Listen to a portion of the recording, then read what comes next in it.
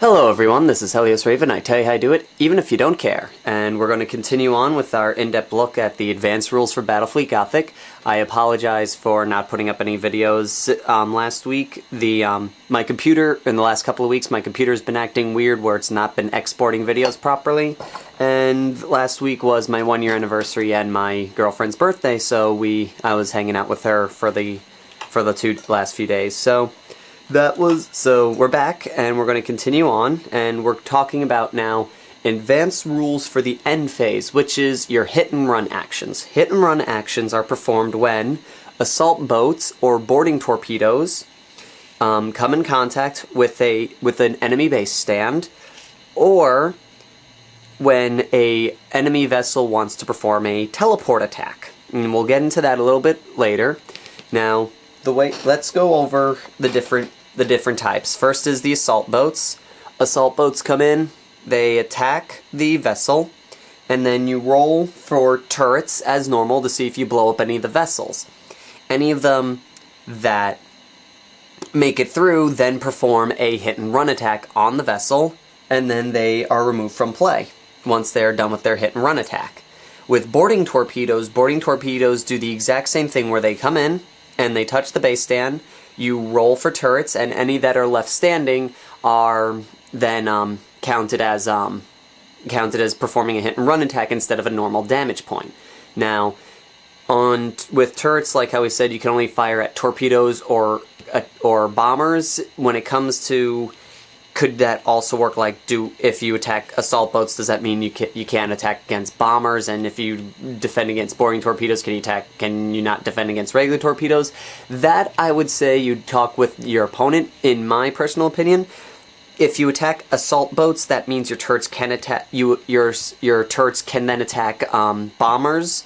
And if you defend against boarding torpedoes, you can then defend against regular torpedoes, because they're basically the same signal stature, so the turrets will be able to lock onto them both equally. You just can't do so. That would be my fairing. But let's move along. Those are the two different types of how to initiate a hit and run attack. Another one is called a teleport attack. That's when a vessel can actually beam down troops directly onto a ship. Now, there are a couple of conditions that need to be met before a teleport attack can be done with a regular vessel.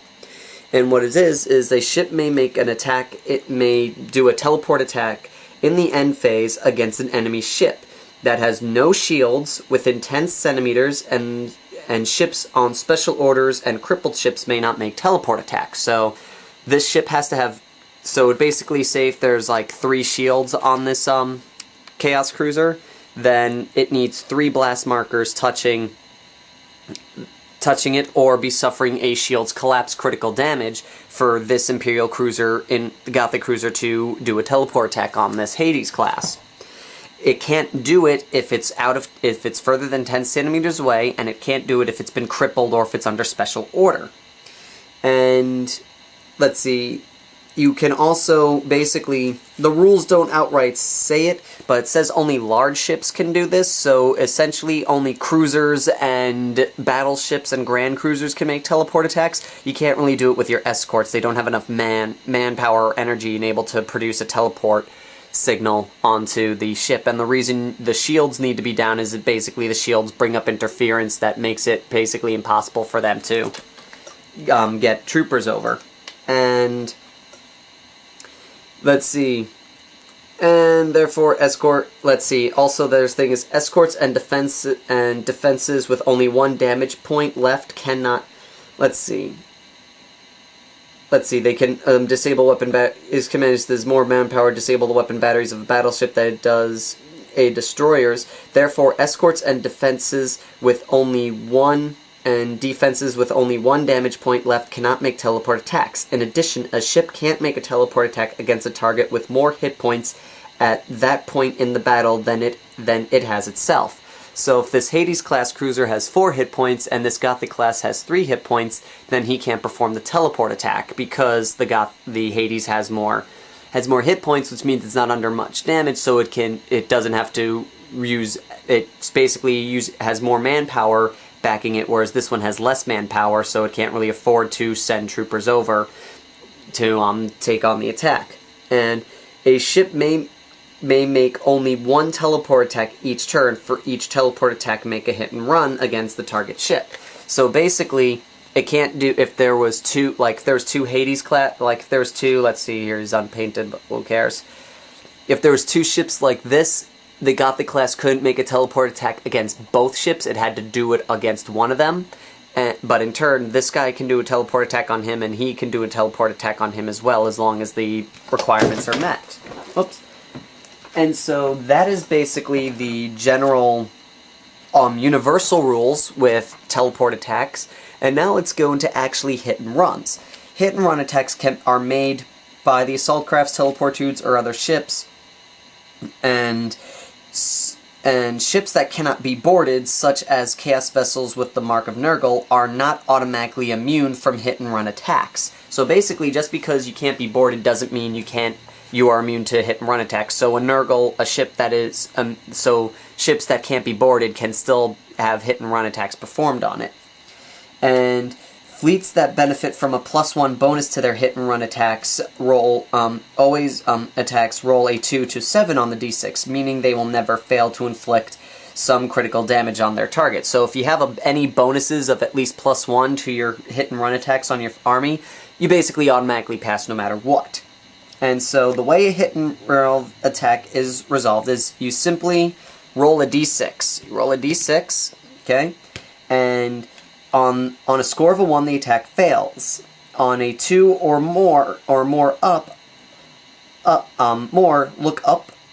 the score on the critical hits table and apply the result immediately. This critical damage can be repaired as normal. Remember that an escort which suffers critical damage is automatically destroyed, though they can make a brace for impact rule. So basically, like on this roll, we rolled a 4. So on the critical hits table, a 4 is a port armament destroyed, so the ship's port armament may not be fired until it has been repaired. So this one just lost its port armament, and that is basically it. Now if he decides to go under brace for impact, he can, to try and negate the damage. But that is basically all how a hit and run attack works. And so we're going to move on to our next segment in just one moment. Alright, we're back. The next thing on our list is space defense, is planetary defenses. These basically range of different types of devices called like satellites and ground units. Satellite units like the Haven, like this little guy right here, basically they're floating space stations. They may not move as they are stationed in orbit around a planet or a moon, or occasionally in deep space. Their weapons are able to fire all around, so they don't worry about firing arcs at all.